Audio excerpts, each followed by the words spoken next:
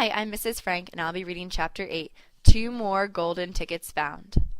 That evening, Mr. Bucket's newspaper announced the finding of not only the third golden ticket, but the fourth as well. "Two golden tickets found today," screamed the headlines. "Only one more left." "All right," said Grandpa Joe, and the whole family was gathered in the old people's room after supper. "Let's hear who found them." "The third ticket," read Mr. Bucket, holding the newspaper up close to his face because his eyes were bad and he couldn't afford glasses. "The third ticket was found by a Miss Violet Beauregard." There was great excitement in the Beauregard household when our reporter arrived to interview the lucky young lady. Cameras were clicking and flash bulbs were flashing and people were pushing and jostling and trying to get a bit closer to the famous girl. And the famous girl was standing on a chair in the living room waving the golden ticket madly at arm's length as though she were flagging a taxi.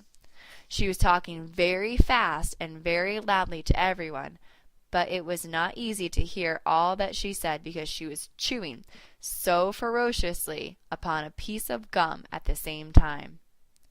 "I'm a gum chewer normally," she shouted, "but when I heard about these ticket things and Mr. Wonka's, I laid off the gum and switched to candy bars in the hope of striking lucky. Now, of course, I'm right back on gum. I just adore gum. I can't do without it. I munch it all day long except for a few minutes at meal times when I take it out and stick it behind my ear for safekeeping. To tell you the honest truth, I simply wouldn't feel comfortable if I didn't have that little wedge of gum to chew on every moment of the day. I really wouldn't. My mother says it's not ladylike and it looks ugly to see a girl's jaws going up and down like mine do all the time, but I don't agree. And who's she to criticize anyway? Because if you ask me, I'd say her jaws are going up and down almost as much as mine are, just from yelling at me every minute of the day." "Now, Violet," Mrs. Beauregard said from a far corner of the room where she was standing on the piano to avoid being trampled by the mob.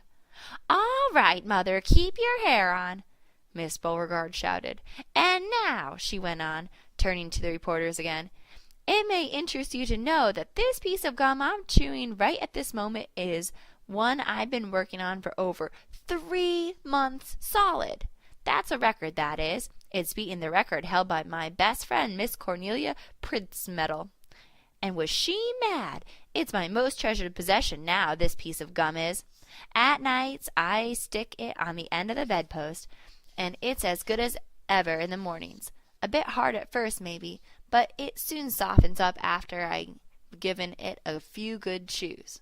Before I started chewing for the world record, I used to change my piece of gum once a day. I used to do it in our elevator on the way home from school. Why the elevator? Because I liked sticking the gooey piece that I'd just finished with onto one of the elevator buttons.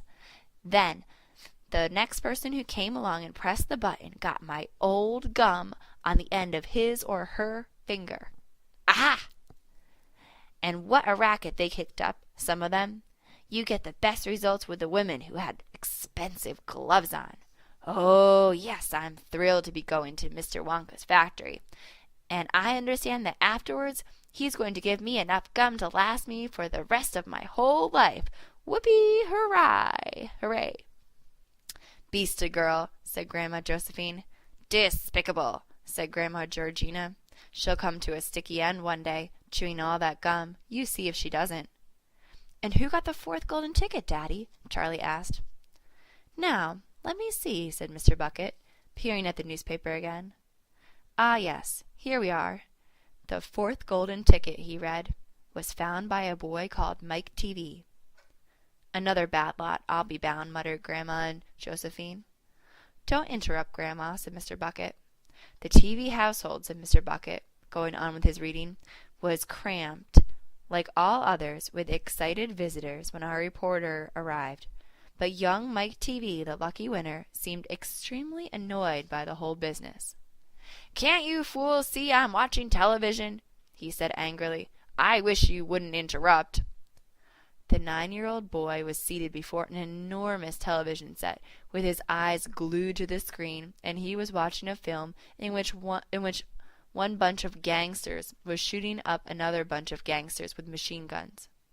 Mike Teavee himself had no less than 18 toy pistols of various sizes hanging from belts around his body, and every now and again he would leap up into the air and fire off half a dozen rounds from one or another of these weapons. "Quiet!" he shouted when someone tried to ask him a question. "Didn't I tell you not to interrupt? This show's an absolute whiz-banger. It's terrific. I watch it every day. I watch all of them every day, even the crummy ones, where there's no shooting. I like the gangsters best. They're terrific, those gangsters, especially when they start pumping each other full of lead or flashing the old stilettos or giving each other the 1, 2, 3 with their knuckle dusters. Oh boy, what wouldn't I give to be doing that myself? It's the life, I tell you. It's terrific." "That's quite enough," snapped Grandma Josephine. "I can't bear to listen to it." "Nor me," said Grandma Georgina. "Do all children behave like this nowadays? Like these brats we've been hearing about?" "Of course not," said Mr. Bucket, smiling at the old lady in the bed. "Some do, of course. In fact, quite a lot of them do. But not all." "And now there's only one ticket left," said Grandpa George. "Quite so," sniffed Grandma Georgina.